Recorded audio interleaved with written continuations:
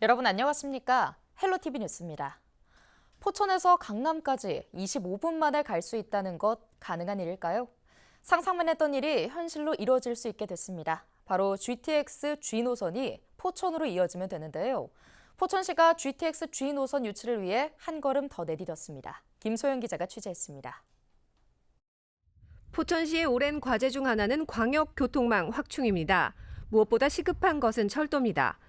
오는 2025년 옥정 포천광역철도가 본격적인 착공에 들어갈 예정이지만 셔틀로 운행돼 이를 보완할 철도 계획이 필요한 상황입니다. 포천시는 대안으로 GTX G 노선을 선택했습니다. 시가 추진 중인 GTX G 노선은 총 사업비 7조 6,790억 원이 투입돼 포천 송우에서 인천 숭일을 연결하는 84.7km의 광역 급행철도입니다. 포천시는 포천 인천을 연결하는 GTX G 노선이 미흡한 옥정 포천선을 보완할 수 있을 것이라고 판단하고 올해 5월 제5차 국가철도망 구축 계획에 GTX G 노선 반영을 국토부에 건의했습니다. 지난 6월에는 경기도와 함께 GTX 플러스 사업의 성공적인 추진을 위한 상생 협력 협약을 체결하기도 했습니다. 포천에서 의정부를 거쳐서 저 별내를 지나서 건국대학교 지나서 논현, 거기 거쳐서 GTX, KTX가 정차하는 광명역으로 거쳐서 인천까지 84km. 이게 진정 포천의 철도의 시대가 열리는 거죠. 지난 23일에는 GTX 포천 유치 추진위원회도 구성했습니다. GTX 포천 유치 추진위원회는 GTX를 유치하기 위한 첫걸음으로 포천 상공회의소, 지역농협조합장, 새마을회, 시민대표 등 43명이 추진위원으로 참여했습니다. 위원회는 GTX G 노선을 포천까지 연장해야 하는 과제를 함께 고민하고 해결하는 역할을 하게 됩니다. 다만 이제 앞으로 저희가 극복해야 될 문제, 그다음에 오늘 참석해 주신 여러분들이 힘써줘야 될 부분은 결국은 사업비도 제일 비쌉니다. 저희가 7조 9천억인데 이건 이제 해를 거듭할수록 아마 사업비는 더 증가될 겁니다. 그래서 8조 정도의 사업비를 어떻게 조달해야지 되느냐가 고민이 되겠고요. 포천에 GTX가 연결되면 서울 강남까지 25분 만에 이동이 가능하게 됩니다. 헬로티비 뉴스 김소영입니다. 2019년 4월 중단됐던 연천역 백마고 지역 통근 열차 운행이 이르면 내년 8월쯤 재개될 전망입니다. 28일 연천군에 따르면 한국철도공사는 올해 상반기 경기 연천군, 강원 철원군 등과 협의를 벌여 연천역에서 백마고 지역을 셔틀로 가는 통근 열차 운행을 재개하기로 했는데요. 운행 재개 구간은 연천역에서 신망리역, 대광리역, 신탄리역을 거쳐 강원 백마고 지역까지 약 20km입니다. 경원선 통근열차는 동두천 소요산역에서 연천을 거쳐 백마고 지역까지 운행하다 경원선 전철 동두천 연천 구간 전철 연장 공사의 공정 단축 등을 위해 2019년 4월 중단됐습니다. 이에 연천군과 철원군은 코레일과 협의를 벌여 통근열차 운행을 재개하기로 했습니다.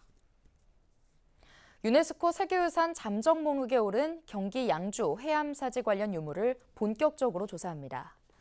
국립문화유산연구원은 양주시립해암사지박물관과 사적 양주해암사지 출토 문화유산 분석과 연구를 위한 업무 약정을 맺는다고 밝혔는데요. 두 기관은 해암사지에서 출토된 문화유산을 분석하기 위한 연구를 추진하고 연구 성과를 담은 책자를 발간할 계획입니다. 학술대회도 공동 개최합니다. 문화유산연구원 관계자는 석재, 청기와 금속 등을 분석하고 연구해 놓은 전문성을 살려 세계유산 잠정 목록으로 등록된 해암사지의 탁월한 보편적 가치를 알릴 것이라고 말했습니다. 포천시는 오는 31일부터 11월 29일까지 2024년 4분기 청년 기본소득을 신청받습니다. 지급 대상은 1999년 10월 2일부터 2000년 10월 1일 사이에 출생한 24세 청년인데요. 신청일 기준 경기도 내 3년 이상 연속 거주하거나 거주한 날의 합계가 10년 이상이어야 하며 신청일 기준 포천시의 주민등록을 둬야 합니다. 대상자는 분기별로 25만 원, 최대 100만 원을 지역화폐로 지급받습니다.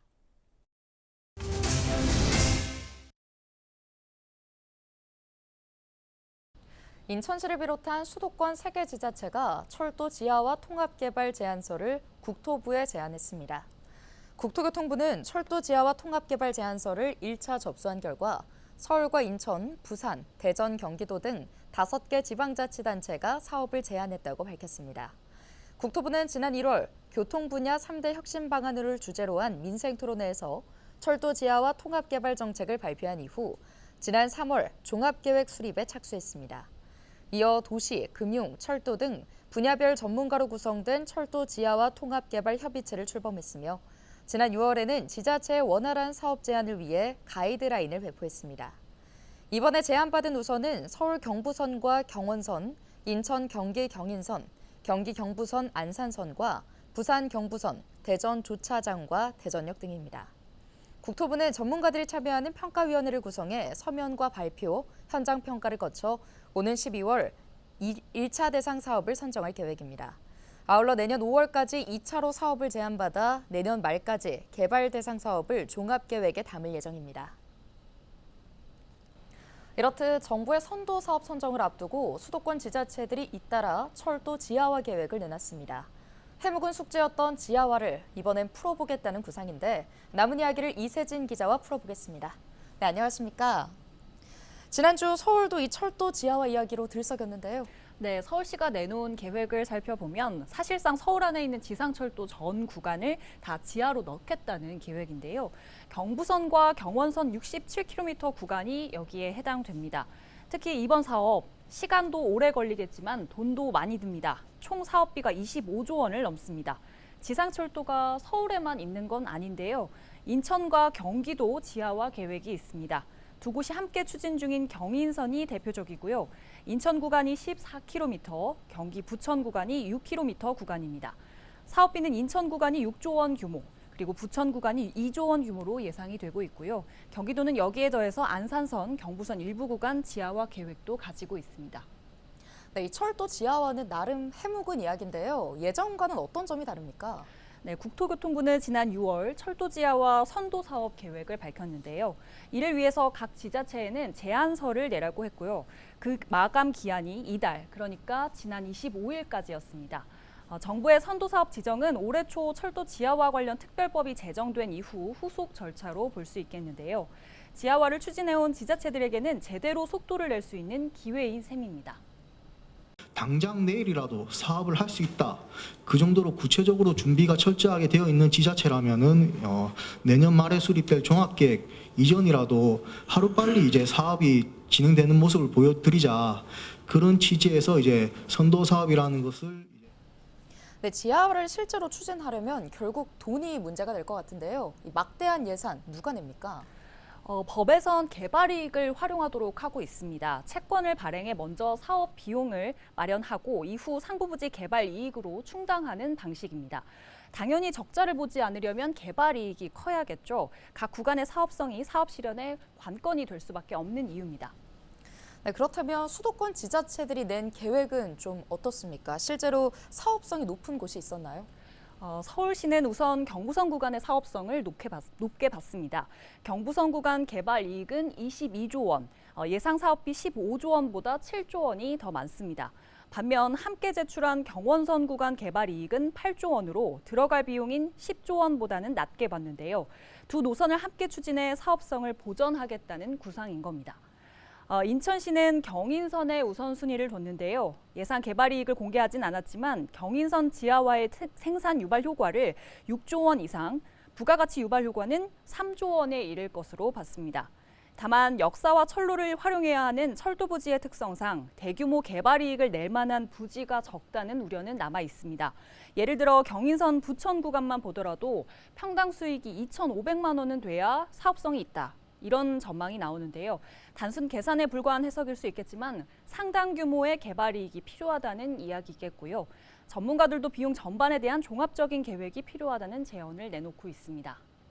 지하 사업비보다도 구체적으로 추정하고 또 예상 개발 이익과 금융 비용에 대한 세밀한 검토가 당연히 우선시 되어야 되고요. 네, 마지막으로 선도 사업의 결과는 언제 나옵니까? 일단 국토부는 1차 접수였던 지난 25일까지 서울과 부산, 인천과 대전, 경기도까지 5개 지자체가 사업을 제안했다고 밝혔습니다. 이 가운데 종합평가를 거쳐 오는 12월 말에는 우선 1차 1차 대상지를 발표할 예정인데요. 선도 사업으로 지정이 되면 각 지자체는 내년부터 기본 계획을 수립하고 사업 착수에 들어갈 예정입니다. 다만 상부 부지 개발까지 하면 시간은 꽤 걸립니다. 수도권 지자체들은 2040년에서 2050년 정도까지를 개발 완료 시점으로 보고 있어 장기적인 사업이 될 걸로 보입니다. 네, 오늘 말씀 여기까지 듣겠습니다. 이 기자 수고하셨습니다.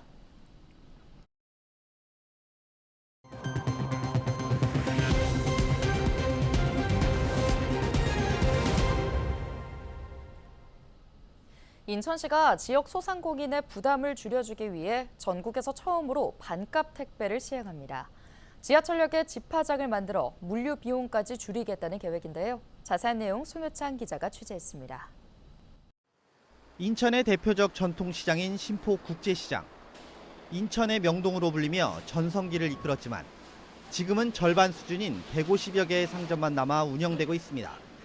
이곳 점포들은 현장 판매에서 부족한 부분을 택배를 통해 메우고 있지만 당일 배송이 어려워 이마저도 쉽지 않은 상황입니다. 저희가 이제 예전에도 택배 주문은 들어오는데 이런 이제 기사분들하고 연결이 잘 안 된 부분도 있고 가격이 저희가 이제 소액의 이런 상품을 취급하기 때문에 가격적인 부담이 좀 컸었거든요.